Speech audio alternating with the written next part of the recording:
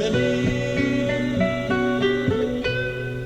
נכון אתם אנשים כשרים, אך לא לזאת הייתה כוונתי. נכון אתם אנשים כשרים,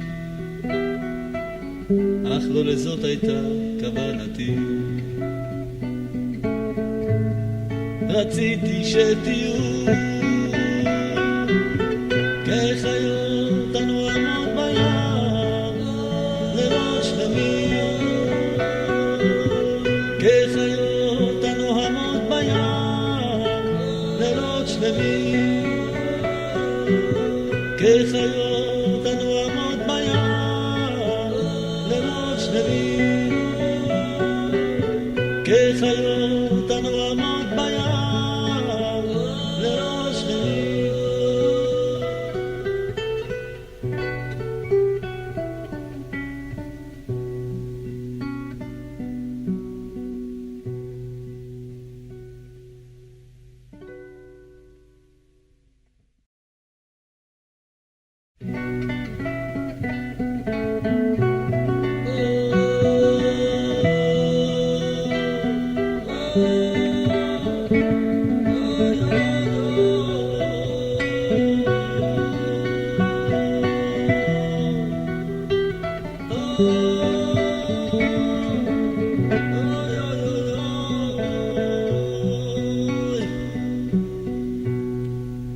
נכון אתם אנשים כשרים, אך לא לזאת הייתה כוונתי. נכון אתם אנשים כשרים, אך לא לזאת הייתה כוונתי. רציתי שתהיו כחיות הנועמות ביער לילות שלמים, כחיות הנועמות ביער לילות שלמים. נכון אתם אנשים כשרים,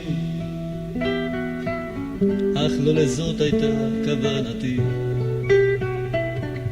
נכון אתם אנשים כשרים, אך לא לזאת הייתה כוונתי. רציתי שתהיו כחיות הנועמות ביער.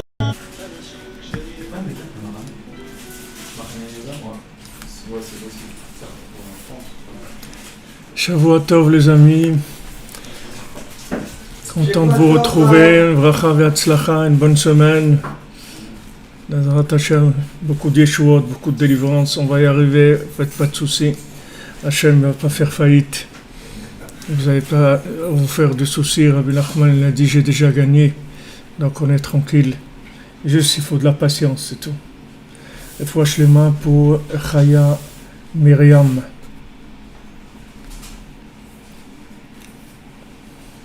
Il faut les mains pour Rav Israël Yitzhak Ben Fortuné. Puis Lilou Nishmat. J'avais noté. Il y a un petit garçon, Un petit garçon qui est décédé là.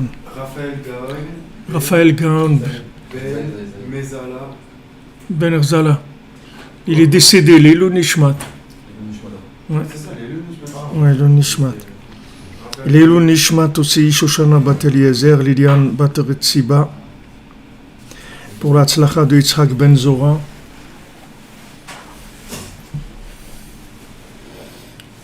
Fouachlema pour Chaya Myriam Bat Mesaouda.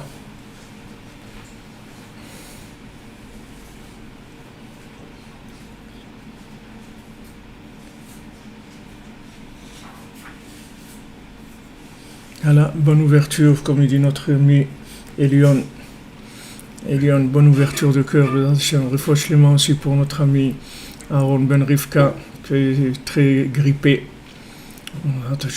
Que des bonnes choses. Alors, vous savez, Rabbi Nachman, il a écrit, à part les Sfarim qu'il a écrit, le Likutei Moharan et Sipurim Asiyot, Sefer Amidot. Rabbi Nachman il a écrit encore 2 autres livres, un livre qui s'appelle le livre brûlé, un livre qui s'appelle le livre caché. Alors le livre brûlé, quand il a décidé, c'est-à-dire il n'a pas décidé, il pleurait beaucoup, une fois il y a Rabbi Shimon, son shamash, qui est rentré le voir et le Rebbe pleurait beaucoup et il a dit voilà, j'ai ce livre-là que j'ai écrit, ce livre-là, et maintenant j'ai perdu ma femme, mes enfants à cause de ce livre, parce que j'ai révélé ce que j'ai révélé dans ce livre, et maintenant on veut me prendre à moi, alors c'est ou le livre ou moi. Alors Rabbi Shimon il dit mais c'est sûr s'il y a un doute que vous allez partir ou autre, c'est sûr qu'il faut brûler le livre. Mais le Rebbe pleurait beaucoup, il dit parce que j'ai beaucoup de peine, parce que ce livre-là, c'était un autre niveau complètement de tout ce qu'il avait écrit jusqu'à présent. Et donc ils ont pris la décision de le brûler, le Rebbe il a dit de le brûler. Et ce livre-là, s'il avait été révélé, alors tout le monde aurait vu qui c'est Rabbi Nachman. Le monde aurait vu tout de suite qui c'est Rabbi Nachman, ça y est, le monde il aurait été vers sa réparation, etc. Après, il a écrit un autre livre, encore plus élevé, beaucoup plus élevé que celui-là. Ce livre-là, le livre brûlé, il a dit que s'il y a un tzaddik qui est chacham, un tzaddik qui est sage en même temps, alors il peut comprendre un petit peu dans ce livre-là, le livre brûlé. Tzaddik et chacham, ça veut dire que c'est un tzaddik, mais il est chacham dans les 7 chokhmot, dans les 7 sagesses qu'il y a. Les 7 sagesses, c'est l'astrologie, ces genres de sagesse-là, les 7 sagesses qu'il y a. S'il connaît ça, et en même temps il a un tzaddik qui peut comprendre un petit peu. Mais le livre caché, il dit il n'y a aucun être humain qui peut comprendre quoi que ce soit dedans. Et ce livre caché-là, il y aura que Mashiach qui donnera des explications sur ce livre-là. Mais personne ne peut comprendre ce livre-là. Et ça, ce livre-là, il a écrit 5 ans avant d'être décédé, le livre caché. Donc il a été caché. Et alors Rabbi Nathan, il dit, imaginez où il est arrivé Rabbeinu dans ces 5 ans-là. Puisque Rabbeinu jamais est resté une seconde sans progresser. Donc pendant ces 5 ans-là, à quoi il est arrivé, dans quel niveau il est arrivé, tout ça pour révéler la miséricorde d'Hachem dans le monde, montrer à chacun qu'il ne connaît pas du tout Hachem, que s'il connaissait Hachem, il serait joyeux, il vivrait complètement libéré, complètement soulagé de tous les nerfs, de tout ce qu'il y a de désagréable dans le monde. Il serait soulagé de tout ça parce que il saurait que Hachem, en fait, il est que miséricorde. Et tout ce qui lui arrive, il le prendrait bien comme quelqu'un qui va chez le dentiste et le dentiste, il lui fait un peu mal et tout. Mais ça va, il sait que c'est pour le soigner et tout. Donc il n'est pas vraiment pas vraiment en colère. Il a un peu mal, mais il n'est pas en colère. Alors ça enlèverait complètement la révolte, la colère, la haine, tout ça disparaîtrait si les gens ils avaient conscience de cette miséricorde. Mais cette conscience-là, c'est pas une conscience intellectuelle, c'est une conscience dans le cœur, une conscience vécue. Et ça, il n'y a que le tzaddik qui peut nous donner ça. Parce que tous les gens qui sont là, c'est tous des gens eux-mêmes qui sont dans le problème. Donc il y a personne qui a cette solution. Le tzaddik, il a la solution de vraiment montrer à chacun, à chacune, que tout ce qu'il vit, c'est que la miséricorde d'Hachem. Même s'il croit que sa vie, elle n'est pas réussie, elle n'est pas 100% réussie, elle n'est pas comme elle devrait être, etc. Il faut qu'il sache qu'elle est réussie comme Hachem, il veut qu'elle soit, et qu'il n'y a que du bien. Le tout, c'est d'y croire, c'est tout. Si on y croit, alors tout devient bien. Il n'y a pas de problème. Même les choses qui n'ont pas l'air bien, elles sont bien aussi. Ça, c'est ce que Rabbi Nachman veut révéler au monde. C'est ce pourquoi il est venu, pour établir un lien entre toute créature et Hachem. Et ce lien, il commence d'abord par la confiance. Si tu n'as pas confiance dans Hachem, si tu n'as pas confiance que Hachem il t'aime et tout ce qu'il fait c'est pour ton bien, comment tu vas établir un lien avec lui?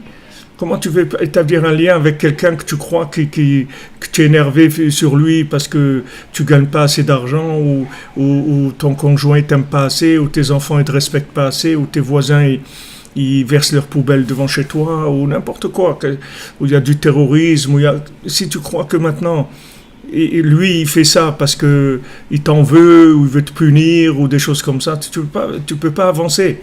Tu peux pas établir un lien avec lui, même si tu vas venir parler avec lui.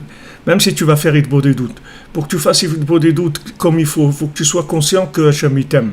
Si maintenant tu n'es pas conscient de ça, comment tu vas lui parler? Tu vas venir parler avec quelqu'un que tu te dis ouais mais quand même c'est dur, il me fait des trucs durs, etc. Hachem il fait rien de dur. Seulement tu peux pas comprendre comment ça marche maintenant. Et avec la Emouna tu peux arriver à accepter les choses et à ce que les choses s'adoucissent. Et quand tu parles avec Dieu, alors tu lui parles de ça. Tu lui dis, voilà, moi Hachem, j'ai pas la Emouna pour vivre ces choses-là dans la joie et tout. C'est dur pour moi. Et alors, montre-moi que c'est bien, parce que sinon je peux pas. Sinon je peux pas. Comme je crois que c'est Rav Israël Cardouner, une fois il priait à Hachem parce qu'il n'avait pas de manteau.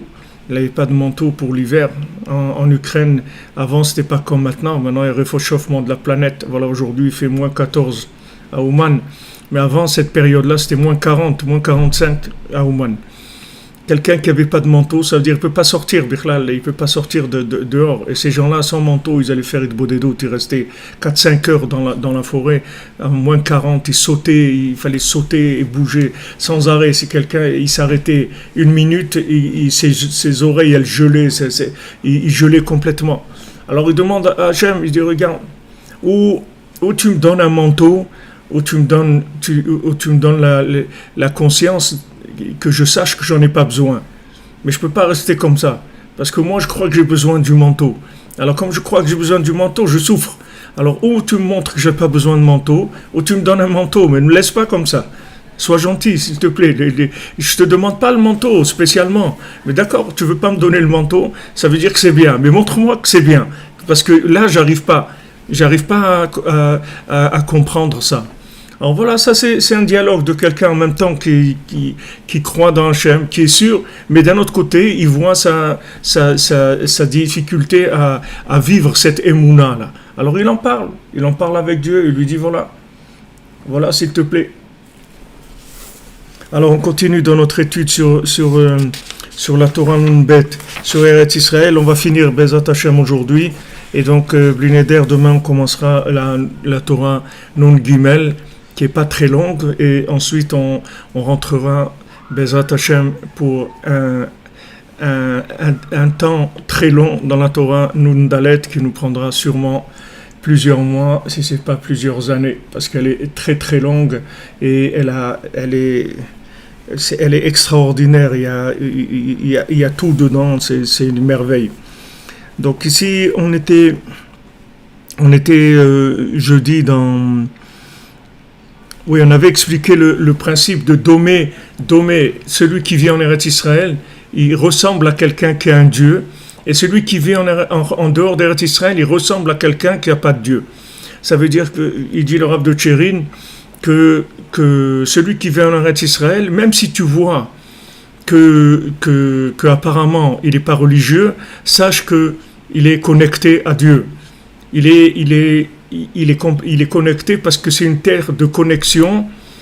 C'est une terre de connexion qui est indépendante du niveau de la personne. C'est complètement indépendant du niveau de la personne. Et vous serez surpris en Israël de voir... Il a raison, monsieur Dan Rudy. Il dit, c'est pas le réchauffement de la planète, c'est le réchauffement des enseignements du tzaddik. C'est ça qui réchauffe le monde. Il a raison, Chazak, monsieur Dan. Alors, il dit que celui qui vit en Eretz Israël, en fait, il est branché. Alors, du fait qu'il est branché, il a la connexion avec Dieu, donc il a tout ce qu'il faut pour pouvoir faire ce qu'il y a à faire. Maintenant, il n'arrive pas à faire la Torah comme il faut, ou il n'arrive même pas à faire la Torah, ça va venir. Lui, ses enfants, ses petits-enfants, c'est pour ça qu'en fin de compte, en Israël, tout le monde deviendra Breslev. C'est une question de temps, c'est tout. Rabbi Nachman, il a dit, les premiers, c'est-à-dire après le monde entier, mais tout le monde deviendra Breslev, c'est-à-dire tout le monde va parler avec Dieu. Tout le monde deviendra Breslev, c'est pas appartenance à un groupe politique, c'est de parler avec Dieu, d'avoir un cœur de chair, un cœur qui est ouvert à Hachem, qui est ouvert à l'autre, qui ressent des choses. Et celui qui habite en dehors d'Eretz Israël, il ressemble à quelqu'un qui n'a pas de Dieu. Ça veut dire qu'il dit que apparemment il ressemble à quelqu'un qui est religieux, mais Béhémet, il n'a pas de Dieu, parce qu'il est hors connexion. Même s'il est religieux et tout, mais il est hors connexion. Donc il y a une possibilité de se connecter à Eretz Israël, même quand on est en dehors d'Eretz Israël, c'est par le fait qu'on est mitboded, c'est-à-dire qu'on est badad. Badad, ça veut dire bad bebad, ça veut dire qu'on est ensemble avec Hachem. Donc on se connecte, on parle avec lui, et à ce moment-là, on s'inclut dans la conscience d'Eretz Israël.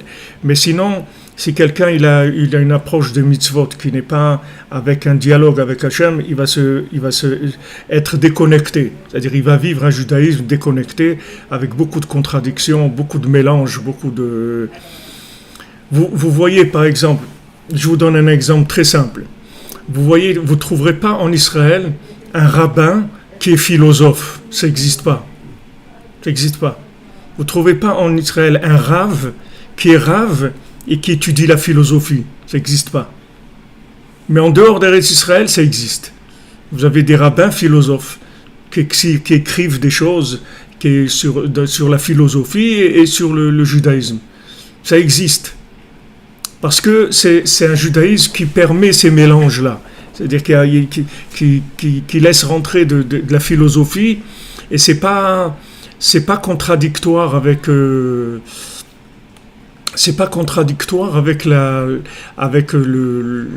sa Torah.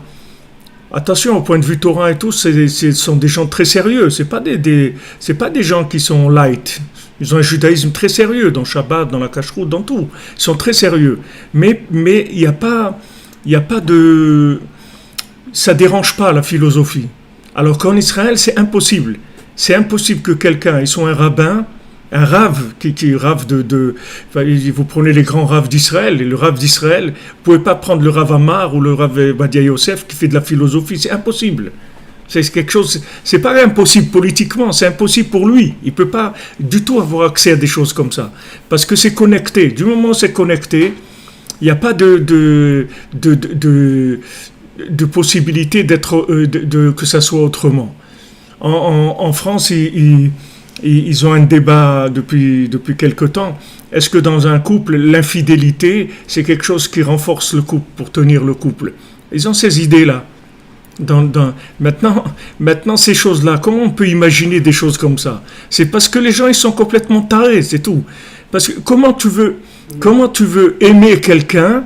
Comment tu peux prétendre aimer? La Torah, elle dit que aimer, la preuve de l'amour, c'est la jalousie.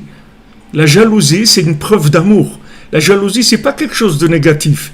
C'est quelque chose qui prouve que tu aimes. Quand tu aimes, tu es jaloux. Comment tu veux rentrer des bêtises comme ça dans le monde? Ça montre que tu aimes pas que ce que tu cherches. C'est du plaisir, c'est tout. Parce que si tu aimais, jamais tu peux imaginer une chose pareille. Aimer quelqu'un, tu peux pas imaginer une bêtise comme ça de l'infidélité, que ça renforce le couple. Il faut être complètement taré sur ça pour dire une chose pareille. Complètement, c'est-à-dire c'est d'où ça vient ça? Parce qu'il n'y a pas d'amour, c'est pour ça. Il n'y a pas d'amour. Pourquoi je vous donne cet exemple? Parce que vous voyez dans le vécu, sur le terrain, comment les gens y vivent quand ils sont débranchés. Quand les gens y vivent des vies de couple débranchées. Pourquoi ils arrivent même à parler d'un débat comme ça? C'est honteux de parler d'un débat comme ça. Mais moi, j'ai honte de dire ces choses-là, mais je vous le dis pour montrer comment ça marche dans cette chose-là. C'est-à-dire comment ça marche l'amour, l'engagement, la fidélité. C'est-à-dire, c'est la moindre des choses. C'est la moindre des choses. Tu ne peux pas prétendre aimer Dieu et mettre de la philosophie dans ta Torah. C'est impossible. Ah, maintenant, pourquoi tu fais ça? Parce que tu n'es pas marié avec Dieu, c'est tout. C'est pas ton seul amour, Dieu. C'est pas ton seul repère. Pourquoi c'est pas ton seul repère? Parce que tu te trouves en dehors d'Eretz Israël. Et qu'en dehors d'Israël, c'est pas quelque chose de naturel, la connexion avec Dieu. Tandis qu'en Israël, c'est naturel.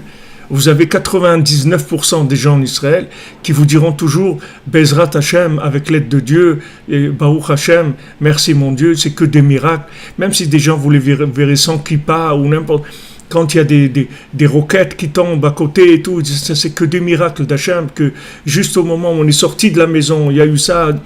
Vous voyez que les gens, ils ont ça omniprésent dans leur vie, parce que c'est une connexion qui est naturelle. C'est naturel, la connexion elle est naturelle. Tandis que si vous voulez en dehors d'Eretz Israël, il faut que vous fassiez de bodédout tous les jours et vraiment très sérieusement pour rester connecté. C'est comme le principe du roaming dans le téléphone, vous voyez. Le roaming, c'est-à-dire quand vous vous trouvez en dehors de votre pays, alors quand vous téléphonez, au lieu que ça téléphone direct, ça passe par votre pays et après ça téléphone. Donc ça coûte plus cher parce que ça passe par un autre serveur et après ça va vous trouvez, par exemple, vous êtes en Israël, maintenant vous quittez Israël, vous allez dans un autre pays, vous allez en Roumanie par exemple, vous voulez téléphoner à quelqu'un, alors ça va téléphoner en Israël et d'Israël ça va téléphoner en Roumanie. Donc ça passe par quelque chose de dévié. Alors en dehors d'Eretz Israël, c'est comme ça. Il y a une déviation. Donc il faut recréer, remettre en place le contact tout le temps. Alors quand vous voyez des débats comme ça, qui sortent à la télévision, vous dites, mais attends, mais c'est un monde de fous. Les gens, ils commencent à discuter sur ça. Ils commencent parce que c'est des gens qui sont débranchés, parce qu'ils ne savent pas qu'est-ce que c'est un couple. Un couple qui parle ensemble, qui sont liés, qui a une confiance en eux, un amour entre eux. Qu'est-ce qui peut parler de choses comme ça? C'est des choses abominables, c'est des films d'horreur. C'est des films d'épouvante de parler de choses comme ça. C'est horrible. Comment on peut accepter dans un pays de laisser des débats comme ça même? Comment on peut parler des débats comme ça? Il y a des pays où tu pourrais pas, ça passerait pas, ça serait censuré, ils ne laisseraient pas parler de choses comme ça. Parce que après quand ça rentre, vous savez quand ça rentre, les gens ils en parlent. Alors après les gens ils croient que c'est ça la vie. Et après ils passent à côté de la vie. Parce qu'ils n'ont jamais goûté qu'est-ce que c'est une vie familiale, qu'est-ce que c'est d'être ensemble, de construire ensemble, d'être liés, d'être echad, d'être vraiment ensemble. Ils n'ont jamais goûté ça. Ça vient du fait que le vécu, c'est pas un vécu c'est pas un vécu véritable, c'est pas un vécu connecté. Alors ça c'est ce qu'on avait vu jeudi.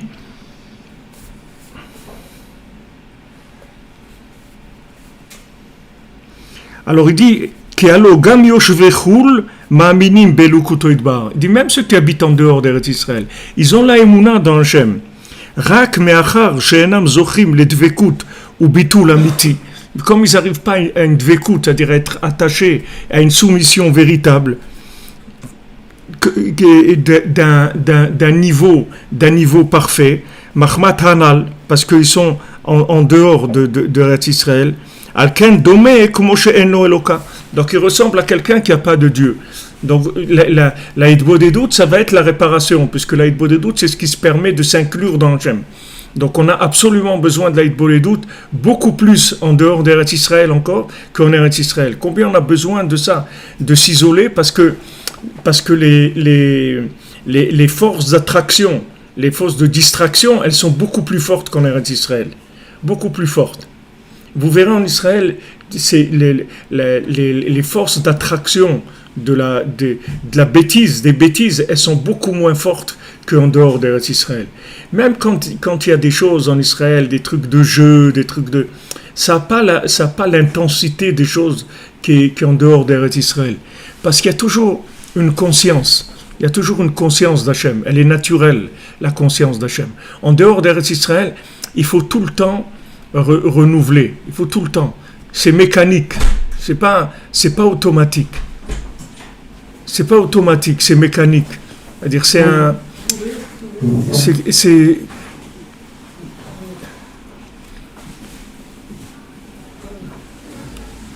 vous comprenez, mécanique, ça veut dire il faut pédaler pour que ça marche. Il faut y aller, il faut faire Tandis qu'en Israël, c'est comme le vélo électrique. Ça marche, ça roule, c'est tout, il y a un moteur, ça roule. C'est-à-dire, c'est naturel. Le contact, le rapport, il est naturel. Alors, il y a des gens, vous voyez, ça arrive souvent. En tout cas, moi, j'ai souvent eu cette expérience où j'ai conseillé à des gens qui m'ont demandé qui voulaient monter en Israël et qui m'ont demandé conseil. Alors la première chose que je demande quand il y a des gens qui veulent monter en Israël, je leur demande, est-ce que vous avez du shalom bayit? Est-ce que votre épouse, elle est d'accord avec vous pour monter en Israël?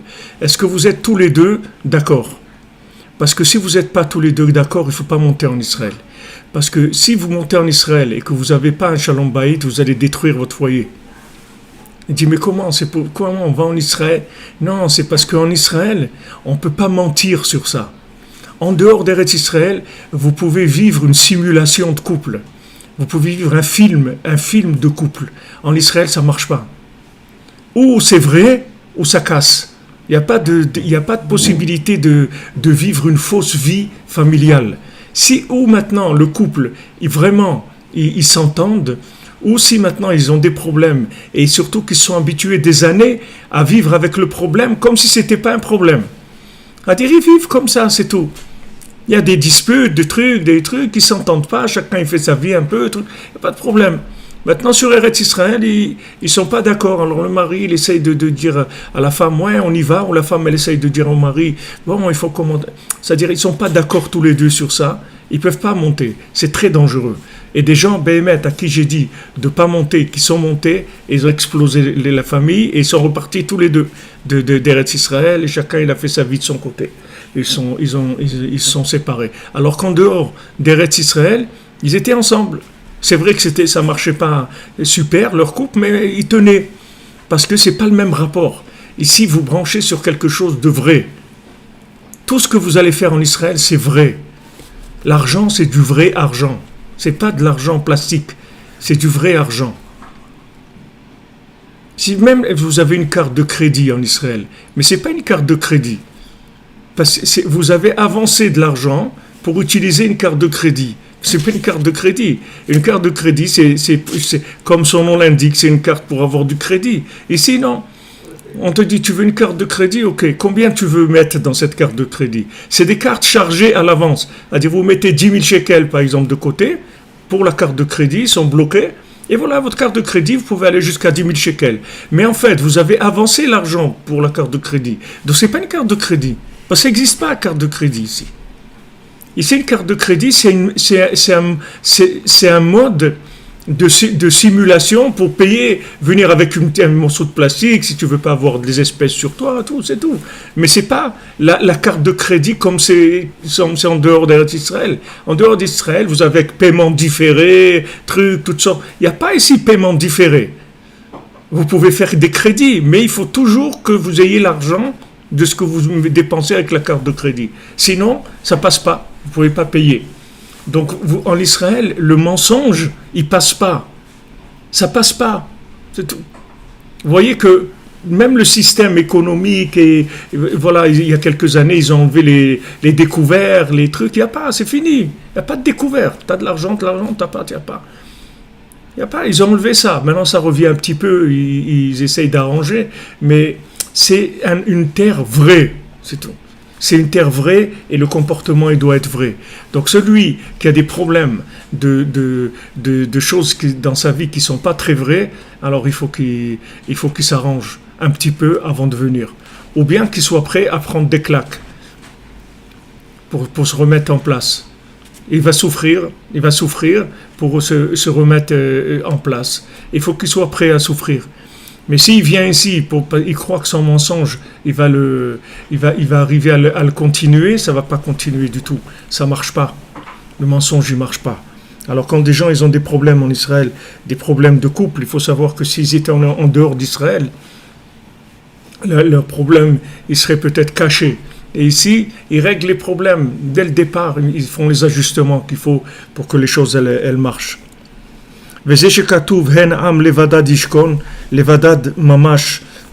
Donc c'est un peuple qui habite dans les Vadad, c'est-à-dire les Vadad Ishkon, c'est-à-dire il vit dans la Hitbodedut, c'est là-bas où il habite. Les Vadad Ishkon, dans Vadad Ishkon.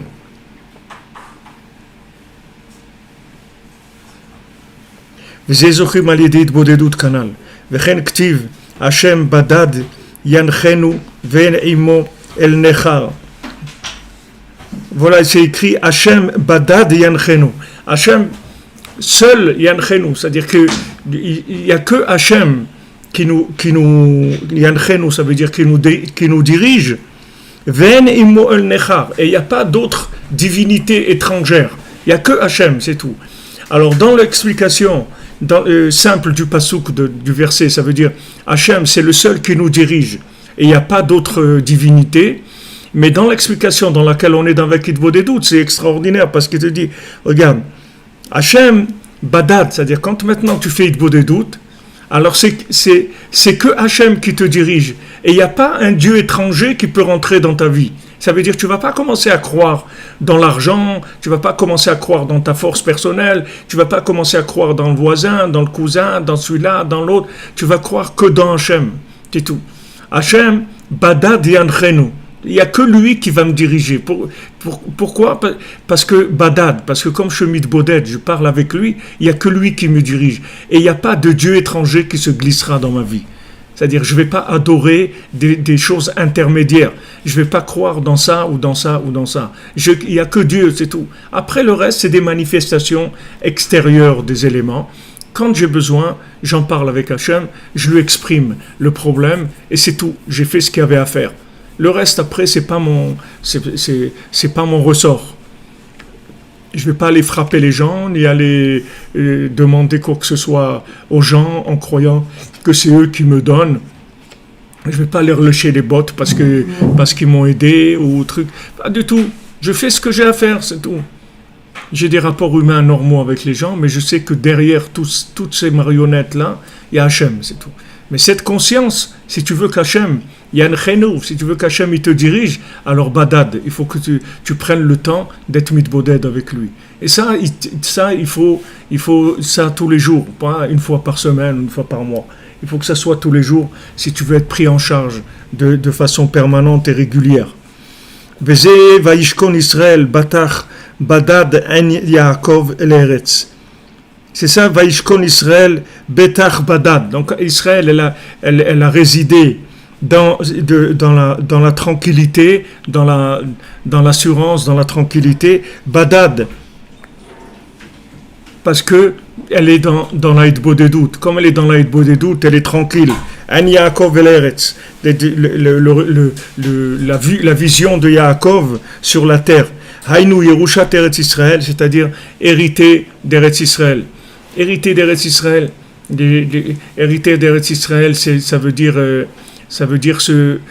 hériter d'Eretz Israël, c'est pas avoir uniquement un morceau de terre à mon nom. Hériter d'Eretz Israël, ça veut dire vivre connecté en Eretz Israël, vivre connecté, vivre branché. C'est ça l'héritage d'Eretz Israël. וזה אין יעקב, כי גם אצל יעקב נאמר, ויוותר יעקב לבדו, היינו בחינת ביטול והתבודדות. Quand on voit que Yaakov, il s'est battu seul avec Esav. Oui, quand le soir, il y a l'ange de Esav qui est venu se battre avec Yaakov, qu'est-ce qu'il a écrit ? ויוותר יעקב לבדו. C'est-à-dire Yaakov, il était seul. Seul, il s'est battu. Qu'est-ce que ça veut dire seul ? C'est-à-dire c'est qu'avec la Hitbodedut, c'est avec ça qu'il s'est battu contre Esav. Si tu fais Hitbodedut, Esav, il ne peut rien te faire. Parce que Esav, sa naissance, son existence, c'est le pluralisme. C'est ça son existence. Il vit du pluralisme. Il vit du fait que les gens ils croient dans ça, ils croient dans plein de choses. Tandis que maintenant, quand tu fais Hitbodedut, c'est fini. Tu as fait tomber, Esav, il va venir, il va te dire, ouais, tu vas faire ça. Voilà, par exemple, j'ai vu là un article. Il y a un chanteur israélien très connu, je ne sais pas comment il s'appelle, mais très connu. Maintenant, ils lui ont proposé de faire l'introduction de l'Eurovision. Et ça va tomber Shabbat. C'est-à-dire, je ne sais pas si c'est vendredi soir, ça tombe, ou je ne sais pas. Mais en tout cas, c'est Shabbat. Lui, il a dit, regardez, moi, je ne suis pas un religieux, mais Shabbat, je ne travaille pas. Je ne travaille pas. C'est-à-dire que je suis désolé, mais ça, je ne le ferai pas. Ah, maintenant, on va te payer 1 million de shekels et tout. Il n'y a pas d'argent pour le Shabbat, vous ne comprenez pas. L'argent et Shabbat, ça n'a rien à voir. On n'achète pas, on vend, il n'est pas à vendre le Shabbat. Il ne peut pas s'acheter le Shabbat. Quelqu'un qui est chômeur Shabbat, personne ne peut lui... Alors, tu vois que quelqu'un qui garde Shabbat, Shabbat, c'est... Rabbeinu dit Shabbat, il y a le Shabbat de la terre, c'est Eretz Israël, puisque Eretz Israël s'appelle Shabbat. Et on voit dans plusieurs Veshavta, l'Aretz, Eretz Israël c'est Shabbat, puisqu'il y a la Shemitah, il y a les 7 années où on a la Shemitah, la 7e année, c'est le Shabbat de la terre, c'est une terre qui garde Shabbat. Il y a le Shabbat du monde, c'est le Ham Israël, et le tzaddik qui s'appelle Shabbat, et il y a le Shabbat du temps qui est le jour du Shabbat. Ces éléments-là, ils ne sont pas à vendre. Ils ne sont pas à vendre. Voilà, une fois il y avait je vous donne un exemple sur le Shabbat, sur le tzaddik qui s'appelle Shabbat. Il y a un rabbin en France, une fois qui m'a contacté, et il travaille dans une communauté, et il a été pris, il a été choisi parmi tout, ils étaient très contents de lui, etc. Et au moment où se réunit avec le comité pour faire le contrat, il dit, mais voilà, une chose je vous dis, c'est que moi je vais à Ouman à Rosh Hashanah, donc je ne peux pas être ici. Alors les gens disent que ça veut dire ça. Un rabbin, il n'est pas là à la synagogue, dans notre synagogue au Rosh Hashanah, ça il n'est pas question, etc. Et dans le comité, il y avait le président. Le président, il dit, mais qu'est-ce qu'il y a? Il n'y a aucun problème. Moi aussi, je vais à Ouman, à Rosh Hashanah. Il dit, qu'est-ce qu'il y a? On va trouver quelqu'un. Je m'en occupe. Je trouve quelqu'un qui le remplace à Rosh Hashanah. Ne faites pas de soucis. Laissez-le partir. Voilà, mais parce que la personne, elle est venue, elle a posé ses conditions. Maintenant, il aurait pu dire, regarde, on va commencer, et une fois qu'ils vont s'habituer, tout ça, et je vais essayer après de dire que je vais aller à Ouman à Rosh Hashanah, peut-être ça va passer, ou peut-être pas. Non, il a été clair, il a dit, regardez-moi, Ouman Rosh Hashanah, c'est tout. Sachez que moi, je vais à Ouman à Rosh Hashanah. Ça s'appelle Badad. Ça s'appelle Badad. Badad, ça veut dire qu'il y a des éléments qui sont uniques, qui sont absolus dans ta vie. Donc ces choses-là, tu ne les bouges pas. Shabbat, c'est Badad, c'est-à-dire que le tzaddik, c'est Badad. Shabbat, c'est Badad. Quelqu'un, il te dit, viens, Shabbat, tu vas faire une super affaire, tu vas gagner. C'est même pas la peine de discuter. Shabbat, c'est Shabbat. D'accord? Ou Eretz Israël, quelqu'un va te dire, tu vas quitter Eretz Israël, tu vas venir, on va te donner un business quelque part, tu sais, tu vas gagner. Il dit, tu comprends pas que moi je préfère vivre ici, je préfère mourir ici que de vivre dans un autre endroit. Parce qu'ici, on est connecté, on vit, il y a une joie de vivre, il y a une présence, il y a une chaleur, il y a une affection d'Hachem qui est extraordinaire. Jamais je laisserai ça pour aller nulle part. Ça, ce sont des points de Badad. Badad, ça veut dire connecté. Ça veut dire Badad. Ça veut dire que la chose, elle est unique dans ma vie. Avec quoi tu vis ta vie? Tu la vis avec des principes. Si ces principes-là, tu les lâches, mais après, tu n'existes plus. Si tu n'as pas des principes absolus dans ta vie, tu les lâches, mais il n'y a plus rien. Il n'y a plus rien. Il n'y a plus rien dans la vie. Il y avait des gens, quand il y avait le truc du Gush Katif et tout, combien de gens ils ont quitté la Torah, ils ont quitté Eretz Israël après, parce que les gens, ils croyaient dans ça, c'était toute leur vie. Ils se sont installés là-bas pour construire, on leur a enlevé ça. Alors ils se sont dit, mais attends, mais tout l'idéal, tout le truc qu'on croyait et tout, mais on s'est trompé, c'est tout, c'est pas possible. On a investi toute notre vie là-dedans. Même les gens qui étaient, même les cimetières, ils leur ont déplacé. Même le cimetière où il y avait les gens de leur famille qui étaient enterrés, ils ont déplacé. C'était horrible, c'était un moment très très dur à vivre pour les gens. Alors il y a des gens qui se sont immolés. Pourquoi ils se sont immolés? Parce que c'est plus la peine de vivre. Si tu as perdu tes repères absolus, la vie, elle sert à rien. Alors il y a des gens par exemple qui ont une vie de couple où ils s'aiment. Mais maintenant il y a un qui perd la tête ou lui arrive n'importe quoi, alors il quitte, il s'en va. Et le deuxième, il a envie de mourir. Alors quand tu lui dis, ouais, mais c'est pas grave et tout, tu dis c'est pas grave parce que tu sais pas ce que ça veut dire aimer. Aimer, ça veut dire être dans l'autre. C'est ça, aimer. C'est-à-dire, aimer, ça veut dire que tu vis pas dans toi, tu vis dans l'autre. On t'enlève l'autre, tu n'existes plus. Pourquoi il y a des avérotes dans la Torah qu'il vaut mieux te laisser tuer que de les transgresser? Pourquoi Hachem il veut que tu meurs? Hachem il veut que tu vives. Et tu dis non, il y a un règle vers l'Yahavo. Ces choses-là, si tu les transgresses, il vaut mieux que tu meurs que de transgresser ces choses-là. Alors, pourquoi? Parce que ces points-là, c'est des points de déconnexion totale d'Hachem. Tu fais rentrer quel acher, quel nechar, tu fais rentrer un Dieu étranger. À Ouman, justement, Rabbeinu, pourquoi il est enterré à Ouman? Pourquoi ces 30 000 qui sont morts là-bas? Ces 30 000, ils sont morts parce qu'on a voulu les convertir. C'est-à-dire les gens qui avaient là-bas, c'est Ganté, je ne sais pas comment il s'appelait, Ganté, ils sont venus et ils ont voulu convertir à l'Avodah Zara tous les Juifs qui allaient là-bas.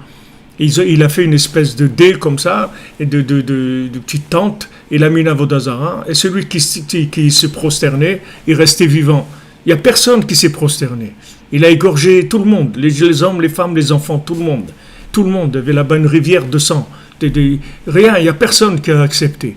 Parce que, pourquoi maintenant il faut se laisser tuer plutôt que de faire de l'Avodah Zara? Parce que si tu vis avec ça après, ta vie c'est plus une vie, tu t'es déconnecté, c'est fini. Tu t'es déconnecté, tu vas vivre comme quoi? Comme quelqu'un de déconnecté, tu vas vivre quoi? Tu vas faire semblant de vivre, c'est pas intéressant. Donc Hachem il te dit, regarde, si tu touches ces points-là, tu vas être déconnecté, c'est fini, donc il vaut mieux mourir. Il vaut mieux mourir parce que tu vas conserver ta connexion avec Hachem, tu vas aller directement proche d'Hachem et tout, tandis que si tu vas là-bas, tu vas te déconnecter. Donc tu vois que ce qui s'appelle la vie, c'est la connexion. C'est quand tu arrives au bout, à l'extrême, tu vois là où on te dit le choix, on te dit, regarde, vaut mieux que de ne pas vivre que de vivre non connecté. Voilà, la Torah te le dit. Donc tu vois que c'est ça la vie. Qu'est-ce qui s'appelle la vie? C'est d'être connecté. Alors des fois les gens, ils font de la morale, ils disent, bon mais c'est pas grave que il t'a quitté ou elle t'a quitté, tu peux... Mais ils ne comprennent pas ce que ça veut dire aimer. Les gens, ils ne savent pas qu'est-ce que ça veut dire aimer.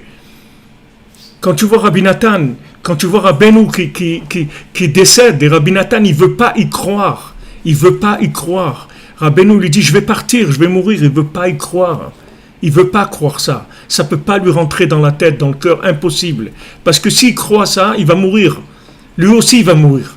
S'il croit que le tzaddik, il va mourir, lui aussi, il meurt. Il ne peut pas. Il ne peut pas. Pourtant, combien de temps il a connu Rabbi Nathan? 7 ans.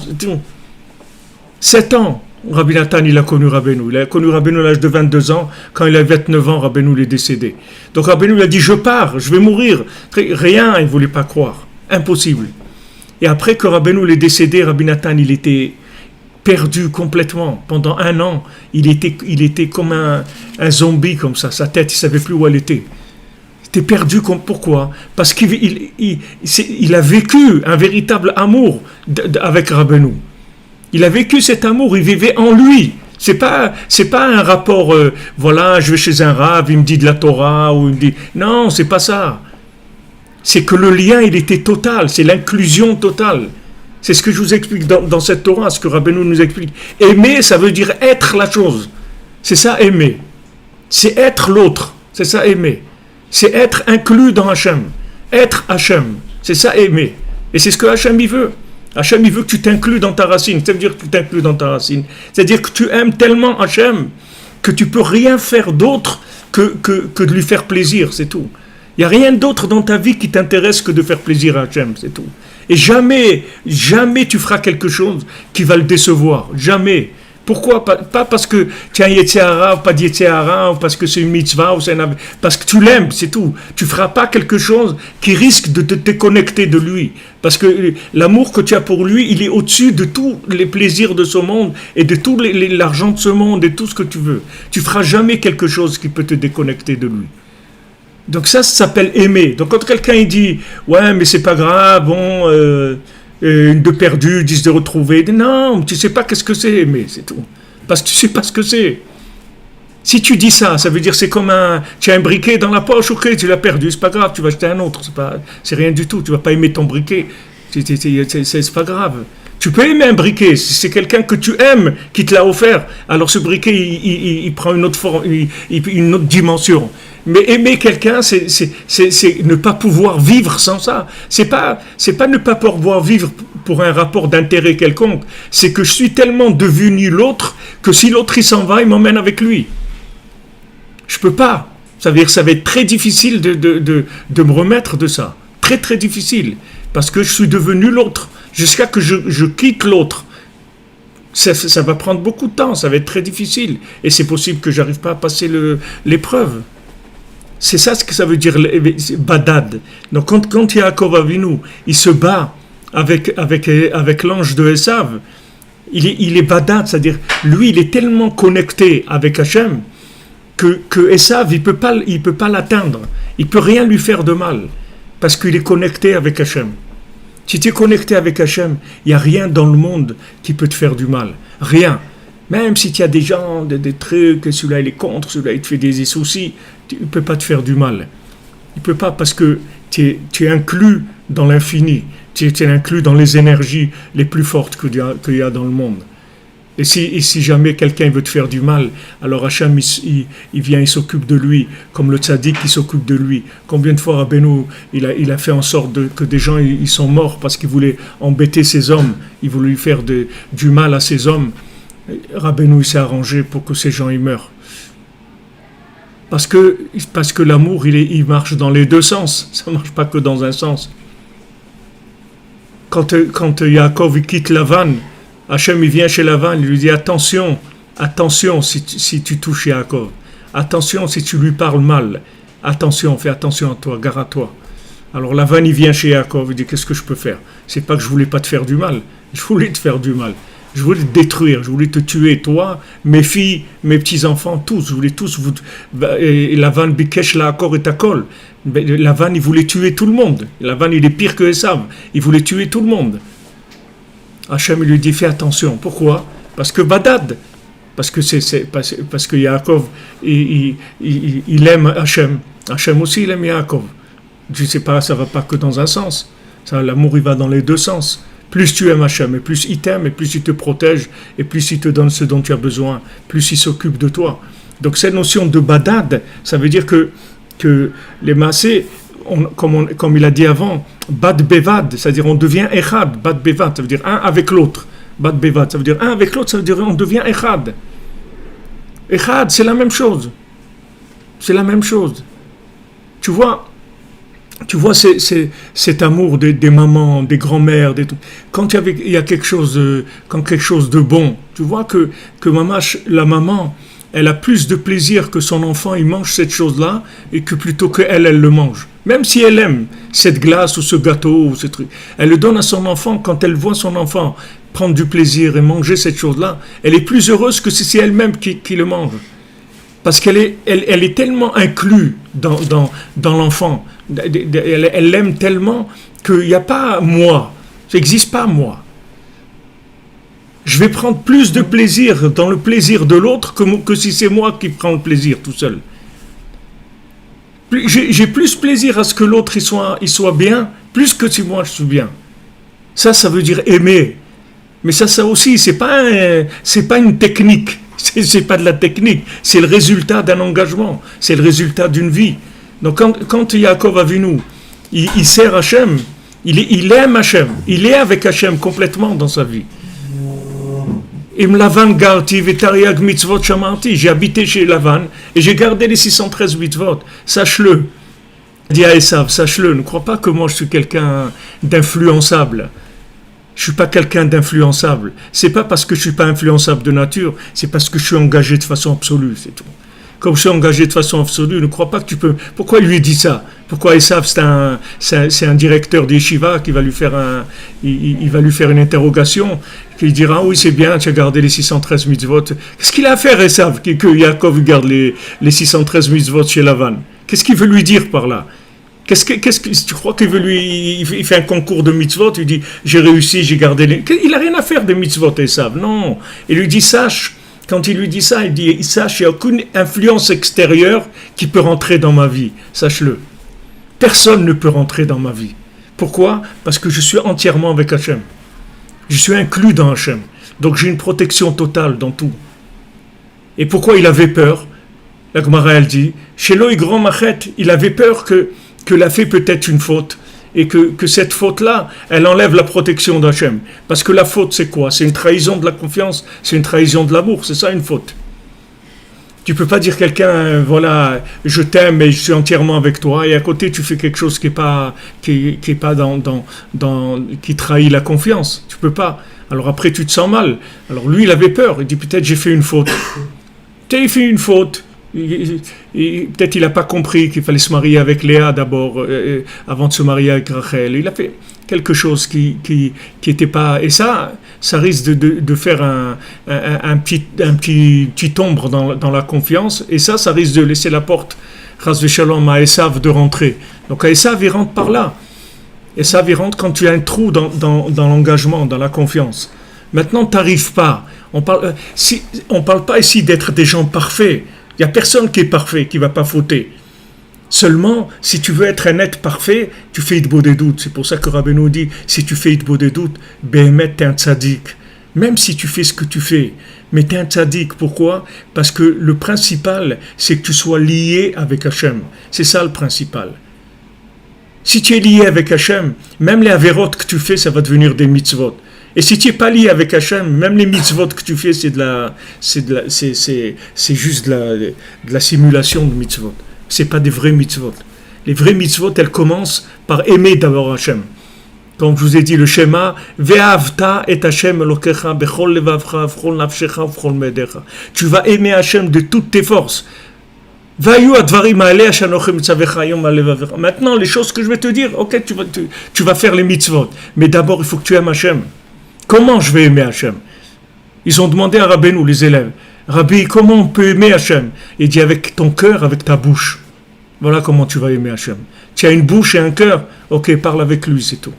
Parle avec lui, mets ton cœur, et avec ça, tu vas arriver. Et ça, c'est dans tout. Tu veux aimer tes enfants, tu veux aimer ton conjoint, parle avec lui, tu as une bouche et un cœur, parle avec lui. Mais parle franchement, pas des discussions de manipulation, pas des discussions pour manipuler ça, je vais lui dire, voilà, on va passer un Shabbat chez ta mère, comme ça, il va me faire ça, comme ça, pas de la manipulation, du cœur, du vrai, quelque chose de vrai, avec du cœur, et tu verras que tu vas construire l'amour. C'est comme ça qu'on construit l'amour. C'est pas avec des cadeaux et des sorties, c'est pas ça. Les sorties, les cadeaux, tout c'est magnifique s'il y a de l'amour. Mais c'est pas ça l'amour. L'amour, c'est la fusion des individus, c'est la fusion avec Hachem. À ce moment-là, c'est comme a dit Mme Emmanuel, non, qui est-ce qui dit ça? Philippe Bongiardi. Je crois que Philippe Bongiardi, c'est le berger corse. Il dit l'amour, c'est l'unicité. C'est-à-dire, Echad. On est Echad. Donc Yaakov, voilà d'où elle vient sa protection. Alors que Yaakov ne croyait pas que c'était un boxeur un poids lourd de boxe qui s'est battu contre Esav. Yaakov, c'est un homme simple, c'était pas un gibor de se battre avec Esav. Seulement, comme il était badad, comme il était que avec Hachem tout le temps, donc il savait que Esav il pouvait rien lui faire. Et il a battu l'ange de Esav et il a terminé avec Esav. Pour l'éternité, il a terminé. C'est grâce à lui qu'on a terminé avec la force de Esav. Esav, il à ce moment-là, ça y est. Esav, il a reconnu que les bénédictions, elles revenaient à Yaakov. À ce moment-là, quand Yaakov il s'est battu avec Esav, Rashi dit « Hodalo ala brachot ».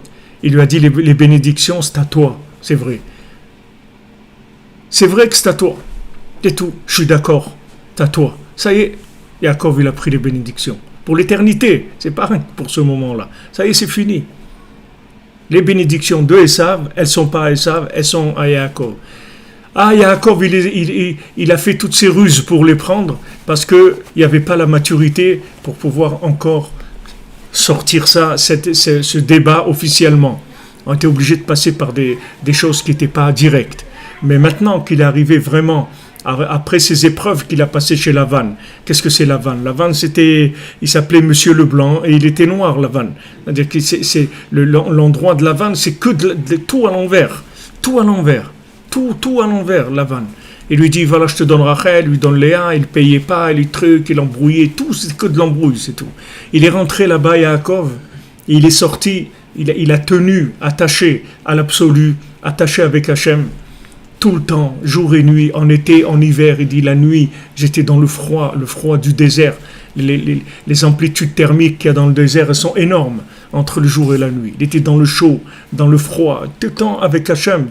Il n'a jamais lâché. Avec ça, il a récupéré tous les éléments de vérité pour les rendre palpables et viables dans la réalité de tous les jours. Donc à ce moment-là, il n'avait plus peur et Esav, il a reconnu. Il a reconnu pourquoi Esav il était dans l'erreur, pourquoi il voulait tuer Yaakov, parce que il pensait que les brachot elles lui revenaient. Quand il a vu qui c'était Yaakov, il a dit c'est à toi les brachot. Je reconnais, prends-les, c'est pour toi. Ça y est, il a terminé Yaakov avec Esav. Il a réglé le problème de Esav, terminé. Il n'y a pas eu de... Maintenant, cette chose-là, aussi, il faut que les enfants de Yaakov ils gardent cette bénédiction-là.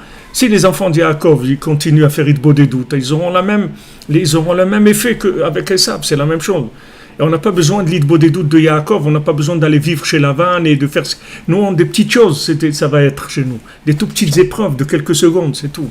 Et avec ça, on a réglé. Donc, quand on fait Idbo des doutes, on est protégé, c'est tout. Parce que même Esav, il te laisse tranquille, de façon consciente. C'est pas qu'il va te laisser tranquille parce que tu lui as fait peur et tout. Tu vas pas lui faire peur. Au contraire, il va venir, il va te dire c'est à toi, c'est tout. Je reconnais, c'est à toi. Je reconnais ta place, je reconnais la mienne. Et on va travailler ensemble. Mais pour ça, regardez la grandeur d'Idbo et doute. Le Rav de Tchérin, il écrivait des choses...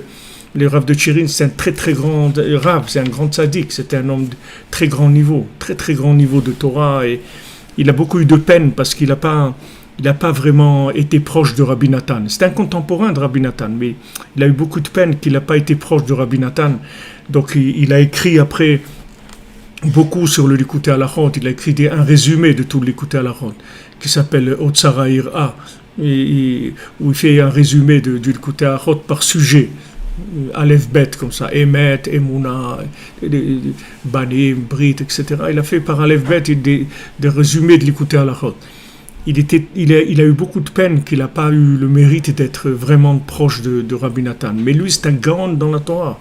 C'est un gaon, c'est des niveaux extraordinaires. Quand il était enfant, son père, il était orphelin. Son père, il venait étudier tous les soirs avec lui de l'autre monde. Il venait étudier avec lui. Quand il avait 9 ans. Il était orphelin, mais son père, toutes les nuits, venait étudier avec lui. Pour vous dire, regardez, des gens, c'était des gens de très très haut niveau. Et ce qu'il écrit ici, ce sont des choses extrêmement profondes. Ce qu'il écrit, vous prenez chaque phrase qu'il dit ici, c'est plein d'allusions. Vous voyez, c'est pas des choses, il n'écrit pas ouvert complètement. C'est que des allusions de choses qui sont très profondes. Regardez que tout ce qu'il a amené sur la notion de badad, sur la notion de... Et ils n'avaient pas un ordinateur, ils n'avaient pas Google pour chercher combien de fois il y a écrit badad dans la Torah. Tout ça, c'est de la Torah, c'est dedans. Alors, le Rav de Tchérin, il avait une mémoire photographique. Quand il regardait un livre, il connaissait par cœur. Quand il était enfant, une fois, il a été chez un marchand de livres. Et le marchand de livres, il a dit combien, il voulait acheter un livre. Il a dit combien il coûte ce livre. Alors, le marchand lui a dit tel prix. Il lui a dit tu peux me faire un prix et tout. Alors le marchand il dit non. Il dit mais tu sais, si tu veux pas me le vendre, je le connais déjà par cœur le livre. C'est-à-dire s'il tournait les pages comme ça de tout le livre, il connaissait par cœur. Même s'il lisait pas, il avait une mémoire photographique, photographiée. C'est comme quelqu'un, il prend des photos. Au lieu que ça aille sur la pellicule, ça va dans sa tête, dans son cœur. C'est un gaon géant de la Torah, le Rav de Tchérin. Il a écrit par Parot la Chochma, il a écrit Zimrat Haaretz, Yekara de Shabbata. Il dormait jamais le Shabbat, le Rav de Tchérin. C'est des gens de très très haut niveau. Donc les explications qu'il a données là, ce sont des explications qui sont extrêmement profondes et qui ouvrent beaucoup les notions dont Rabbeinu parle. C'est-à-dire il les ouvre beaucoup dans la Torah, dans les versets de la Torah et tout. Les notions, il permet de les palper dans dans des applications, si tu veux, que tu n'aurais pas imaginé tout seul. Tu vas voir Hitbodedut, il faut parler avec Dieu, la nuit, t'isoler et tout. Mais tu ne peux pas imaginer ces applications-là, jusqu'où elles vont. C'est-à-dire jusqu'où ça va la Hitbodedut. Et là, il te fait rentrer, il te fait goûter comme le résultat de la Hitbodedut dans la vie de tous les jours des gens qui ont pratiqué ça, à quoi ils sont arrivés. Donc, Vater Yaakov Levado, Shenichlal Az Berduto Itbarach Mamash, il s'est inclus à ce moment-là dans l'unité d'Hachem Mamash, chez Zeikar Shlemut Hitbodedut, que ça c'est la perfection de la Hitbodedut. Perfection de la Hitbodedut, c'est être inclus dans Hachem. Il y a une inclusion morale et après il y a une inclusion émotionnelle. Il y a d'abord une inclusion morale, c'est-à-dire que maintenant tu arrives dans ton dialogue avec Hachem à sentir sa présence et donc tu t'engages moralement à ne plus faire de bêtises là où tu sais que tu peux faire quelque chose, que ça te demande un effort, tu t'engages. Là où tu peux pas, tu lui demandes. Après, il y a quelque chose d'émotionnel qui se passe. Il y a un engagement émotionnel, c'est-à-dire que Mamash, après, tu vis connecté avec lui tout le temps. Donc, tu n'auras plus de difficultés après. Ce ne sera pas un effort. Tu ne feras pas un effort de ne pas faire de bêtises et autres. Ça va être naturel chez toi, que tu ne vas pas faire de bêtises.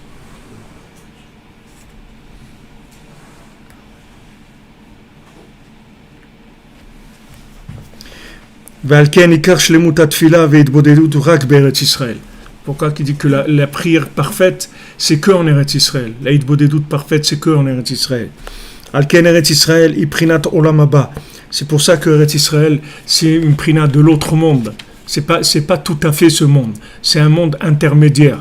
Comme vous prenez Shabbat, c'est Me'en Olam Haba. Shabbat, c'est pas tout à fait ce monde, puisqu'on fait pas les 39 travaux.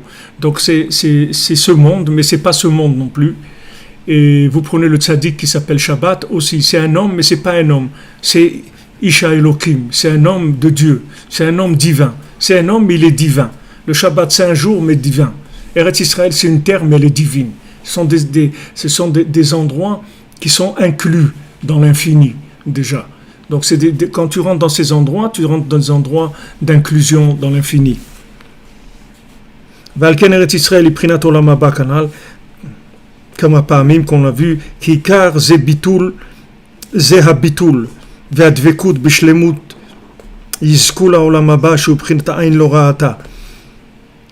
Parce que grâce au bitul, à l'annulation, à la soumission à Hachem de façon parfaite, c'est ça qui donne accès au monde futur d'Ain Loraata, c'est-à-dire donner accès à un monde que tu peux même pas imaginer ce que c'est, parce que c'est le monde de l'infini. Tu peux pas savoir ce que c'est parce que tu es dans un monde fini. Tu peux pas savoir qu'est-ce que c'est le monde de l'infini.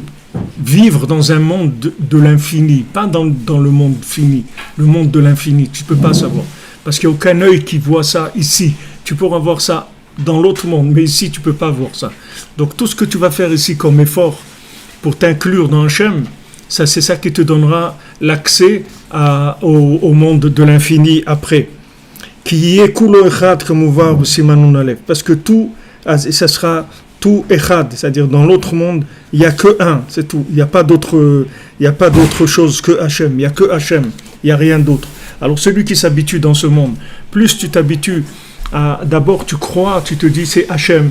Quelqu'un il te fait des soucis, ou tu as des problèmes, il te manque la parnassa, il te manque, ou ton conjoint il te crie, il te fait la tête, ou tu as acheté un pantalon et le gars il a marqué la taille 40 alors qu'il fait 54 ou 38. C'est Hachem, c'est tout, c'est Hachem, il n'y a que Hachem, c'est tout. Je crois ça, même si je ne suis pas au niveau dans l'émotionnel, dans le vécu, mais je crois en ça. Je le dis, Hachem. Je sais que c'est toi, parce que maintenant je vais retourner changer mon pantalon. Et quand je vais retourner le changer, je vais rencontrer quelqu'un là-bas et je vais lui parler de Oman ou de trucs. Il va venir à Oman et je vais me rendre compte que derrière tout ça, il y a un plan énorme. Il y a un plan énorme derrière tout ce qui se passe dans ma vie. Le fait que j'ai la Emouna, ça suffit pour déclencher toutes les choses. Parce que j'ai la Emouna, c'est tout. Je dis, c'est impossible que Hachem il me mette dans ce monde et sans Parnassa. C'est pas possible. Hachem il me dit de fonder un foyer, d'avoir des enfants et j'ai pas de Parnassa. Mais c'est pas possible. Il y a quelque chose on attend quelque chose de moi et quelque chose qui doit se passer.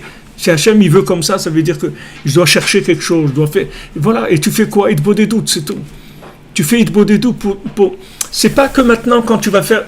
Regardez la grandeur de la Hitbo des doutes. C'est pas parce que maintenant, dans la Hitbo des doutes, j'ai demandé à Hachem quelque chose que je vais l'obtenir. C'est parce que je me suis isolé avec lui que je vais l'obtenir. C'est pas parce que j'ai demandé. C'est parce que comme je me suis isolé avec lui et je lui montrais que ma référence unique c'est lui, c'est ça qui va m'amener la délivrance. C'est pas ce que je vais demander. Ce que je vais demander, c'est juste une répercussion. Mais le écart de la Hitbo des doutes, c'est l'isolement avec Hachem. La disponibilité de cœur et de temps avec Hachem. C'est tout. La parole, après, c'est quelque chose d'accessoire par rapport à ça. C'est pas le principal. Le principal, c'est d'aller vers lui, de s'inclure dans lui. Ça va te délivrer. Ça va t'amener toutes les échouantes. Même des choses que tu sais pas. Comme Rabbeinu dit sur la paracha qu'on a lu. Toutes les maladies que j'ai mis en Égypte, je mettrai pas sur toi, qui ani Hachem rofeera, parce que je suis Hachem ton médecin. Alors Rabbeinu pose la question, il dit si toutes les maladies tu vas pas me les donner, pourquoi tu as besoin de dire que je suis ton médecin? Un médecin, c'est pour soigner un malade. Mais si tu m'as dit que toutes les maladies, tu mettras aucune maladie sur moi, pourquoi tu me dis ki ani Hachem rofeera? Alors Rabbeinu l'explique, parce que des fois, quelqu'un il peut avoir une maladie et guérir sans qu'il le sache.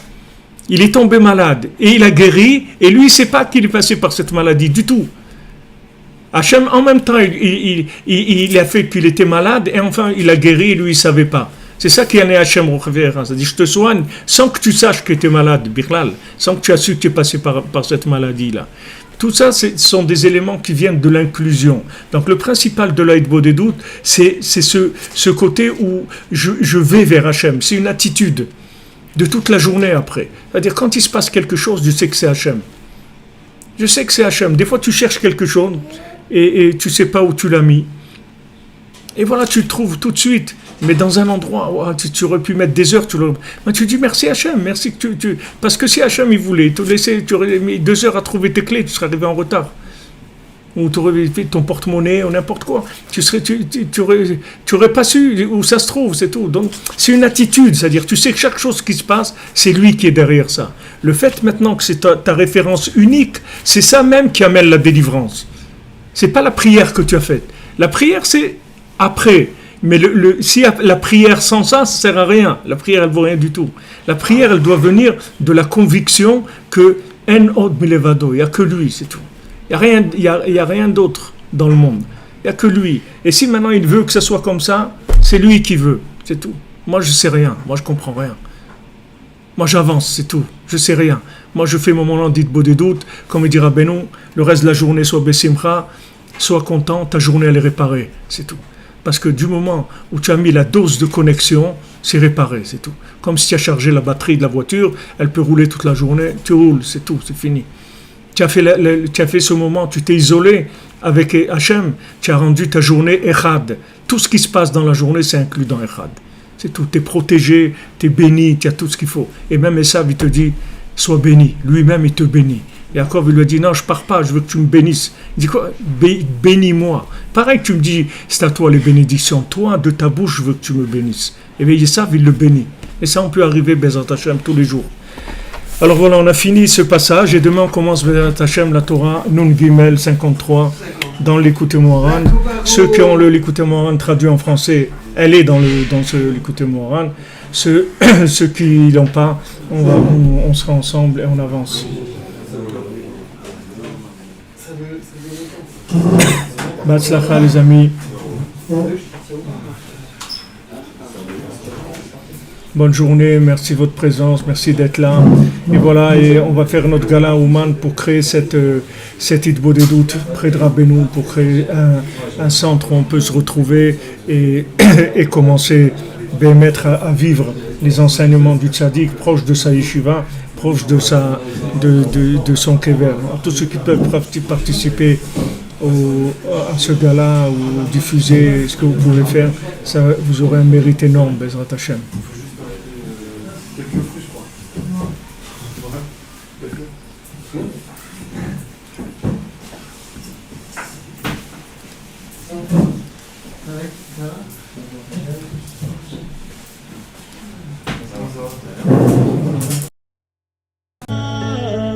לילות שלמים כחיות הנועמות בים, לילות שלמים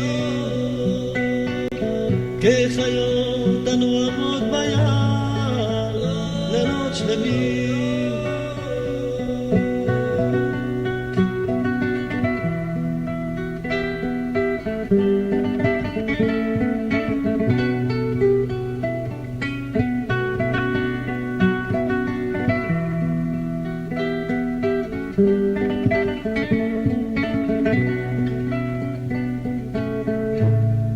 רציתי שתהיו כחיות הנועמות בים, לילות שלמים כחיות הנועמות בים, לילות שלמים כחיות הנועמות בים, לילות שלמים. נכון אתם אנשים כשרים, אך לא לזאת הייתה כוונתי.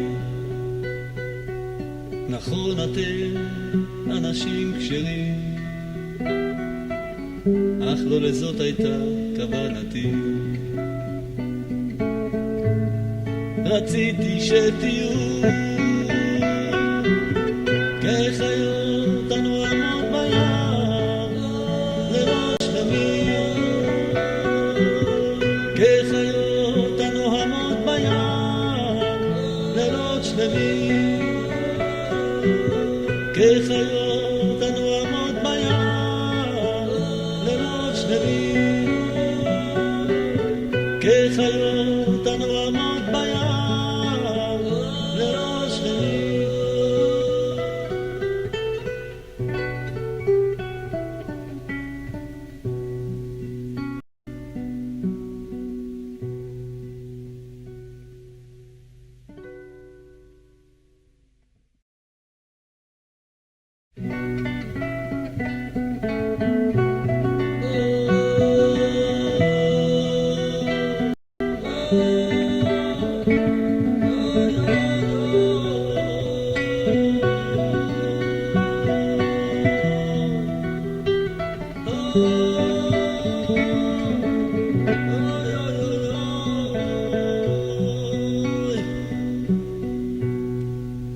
נכון אתם אנשים כשרים,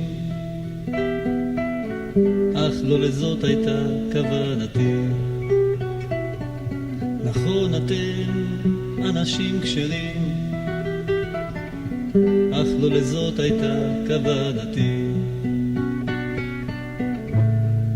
רציתי שתהיו כחיות הנועמות בים, לילות שלמים כחיות הנועמות בים, לילות שלמים. נכון אתם אנשים כשרים, אך לא לזאת הייתה כוונתי. נכון אתם אנשים כשרים, אך לא לזאת הייתה כוונתי. רציתי שתהיו כחיות הנועמות בים, לילות שלמים כחיות הנועמות בים, לילות שלמים כחיות הנועמות בים, לילות שלמים.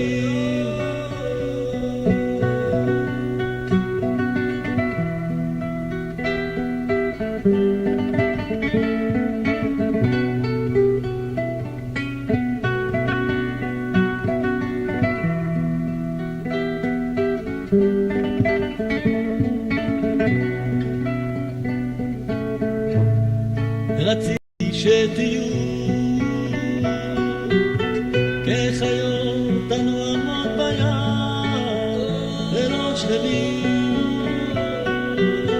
כחיות הנועמות ביער לילות שלמים, כחיות הנועמות ביער לילות שלמים. נכון אתם אנשים כשרים, אך לא לזאת הייתה כוונתי. נכון אתם אנשים כשרים,